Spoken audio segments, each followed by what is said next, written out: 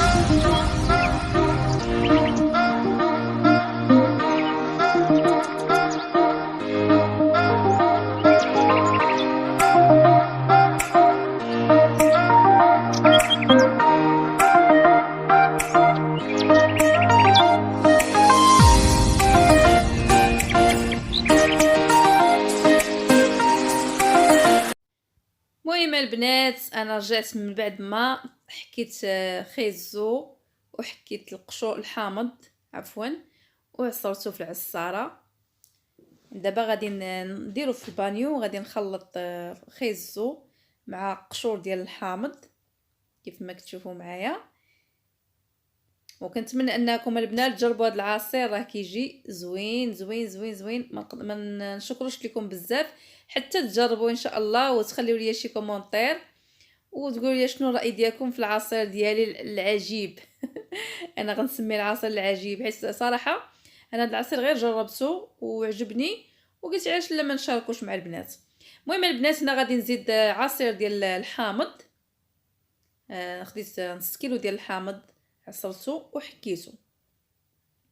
دابا غادي نزيد الحامض كيف ما قلت لكم عصير ديال الحامض، ومن بعد ان شاء الله غادي ندير السنيده وبالنسبه للسنيده البنات كتبقى الحلاوه على حسب الذوق، كاين اللي كيبغي الحلاوه وكاين اللي كيبغيها تكون ناقصه، يعني ما تكونش حلوه بزاف. ومن بعد ان شاء الله هنايا درت انا غير 4 المعالق ديال السنيده كيف ما كتشوفوا معايا. ودابا البنات غادي نزيد اطرو ديال الماء. صراحه البنات هذا العصير راه كيجي زوين، كنتمنى انكم تجربوه، راه غادي يعجبكم ان شاء الله وغادي يعجب حتى وليداتكم. وكيف ما قلت لكم هنايا درت اطرو ديال الماء.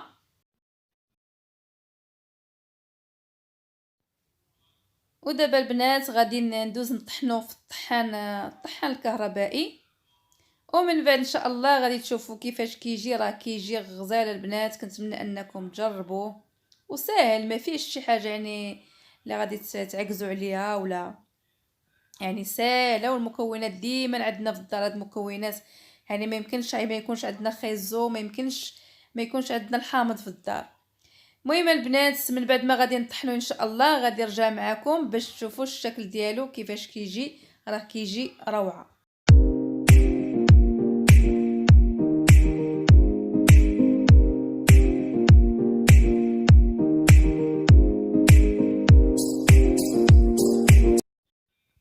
وهذا هو الشكل النهائي ديال العصير ديالنا. كنديروه في الثلاجه حتى كيبرد وكنقدموه بالصحه والراحه. المهم البنات ولا كنتوا اول مره غتزوروا القناه ما تنساوش تابوناو وتفعلوا الجرس باش توصلوا بكل جديد ديالي ان شاء الله. المهم الغزالات ديالي ما سخيتش بكم، والى اللقاء في فيديو جديد ان شاء الله. المهم البنات ما تنساونيش بلي لايك لي لايك لي لايك لي لايك.